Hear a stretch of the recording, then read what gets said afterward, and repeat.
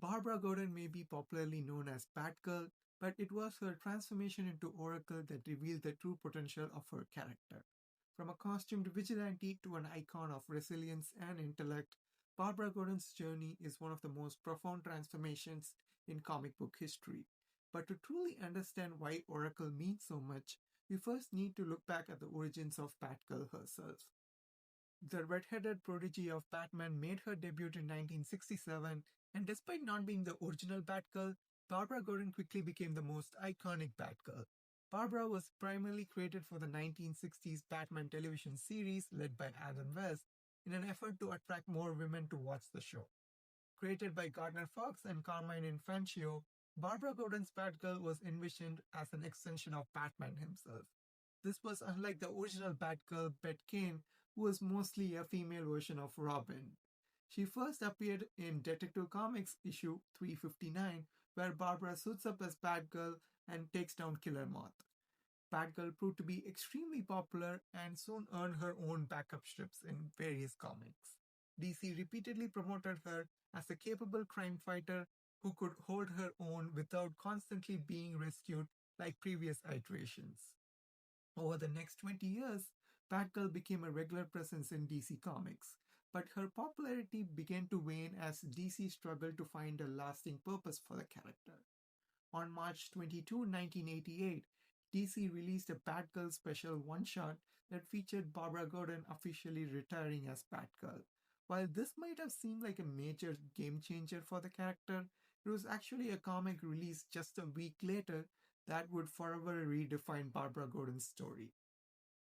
For better or worse, you cannot discuss Barbara Gordon without mentioning the Killing Joke. Originally intended as a non canon story, its immense popularity resulted in it being incorporated into official DC continuity. In the story, Barbara Gordon is shot by the Joker, whose sole motivation for attacking her is to drive the emotional conflict for Batman and Jim Gordon. Her suffering was simply used as a plot device in a story that was not even about her.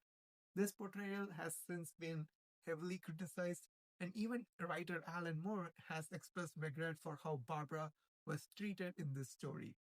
Yet, in a strange way, the killing joke may have saved Barbara Gordon from fading into obscurity. Leading up to its release, Barbara Gordon was gradually being written out of the Batman universe. The editorial team had already decided that there was no narrative place left for Batgirl, and she was in danger of becoming irrelevant. The killing joke inadvertently brought her back into the spotlight, catching the attention of two creators who would change the fate of Barbara Gordon forever. Kim Yale, a writer and editor at DC, strongly opposed how Barbara was treated in The Killing Joke. Despite the story being made canon, DC had no plans to explore Barbara's trauma or the aftermath of her shooting. Determined to change that, Yale teamed up with her husband, writer John Ostrander, to reimagine Barbara as a new kind of hero. At the time, the pair was working on Suicide Squad, where Oracle was introduced as an anonymous ally secretly assisting Amanda Waller. They later revealed that Oracle's true identity was Barbara Gordon. Ostrander explained that they never wanted Barbara to magically recover. Her pain would be real and inform who she became, but it would not define her limits as a superhero. They transformed her from being a sidelined victim into a powerful, tech savvy information broker, embracing her intelligence and her computer skills to redefine what it meant to be a hero. Soon after her reinvention in Suicide Squad, Barbara Gordon began appearing in Batman related titles as Gotham's information hub. As Oracle, she expanded her technological network, supporting heroes across the city and beyond. Oracle's popularity quickly grew among fans and writers alike. This led to a pivotal development when editor Jordan D. Garfinkel proposed pairing Barbara Gordon with Black Canary, aka Dinah Lance.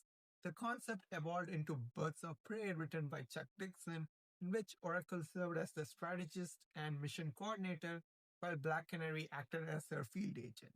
Their partnership flourished into one of DC's most beloved duos, eventually becoming the basis of a long running series. Birds of Prey would go on to surpass 100 issues, making it the only female led DC comic aside from Wonder Woman to achieve that milestone in a single run. From being a Batman themed street level vigilante, Barbara Gordon would become one of the most important superheroes in the DC universe, as every superhero would use Oracle to gain the information they needed. Whether it was a normal street level vigilante from Gotham or Star City or the Justice League itself, they all grew to depend on Oracle. Barbara Gordon as Oracle felt special and it quickly gained popularity among writers and fans. And that's because Oracle is a hero unlike any other. You could find multiple street level vigilantes like Batgirl in DC Comics and beyond. But Oracle was and still remains unique in all of comics. A hero in a wheelchair who relies solely on her wits, and her superpower is just information. Barbara Gordon would go on to mentor two Batgirls, Cassandra Cain and Stephanie Brown, and take pride in the legacy she helped create. Barbara Gordon as Oracle also served as excellent representation for disabled people, and being a part of that Batman universe would quickly make her the most popular disabled character in all of comics. Despite all of that development, DC writers would continue to make horrible decisions with Barbara Gordon. They would use her as a love interest for multiple Bat family characters without any care for her reputation. There are fans who are so consumed in their shipping wars who would degrade the character for no reason. They would even return her as Batgirl in an ill-fated attempt at nostalgia bait, but despite all of that, Oracle endures, Barbara Gordon endures, and that's something special. I love Barbara Gordon as a character, but I genuinely cannot seem to understand the purpose of her as Batgirl anymore. I don't think I ever have understood her as Batgirl after the work done by Kim Yale, Chuck Dixon, Gail Simone, and many more into making her work as Oracle.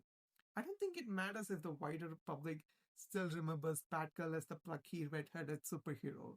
Oracle is an infinitely better character, and I believe Barbara Gordon is better off being Oracle than Batgirl, despite the tragic circumstances that caused her transformation into that persona. I want to highlight Oracle Year 1 written by Kim Yale, the woman responsible for saving Barbara Gordon as a character.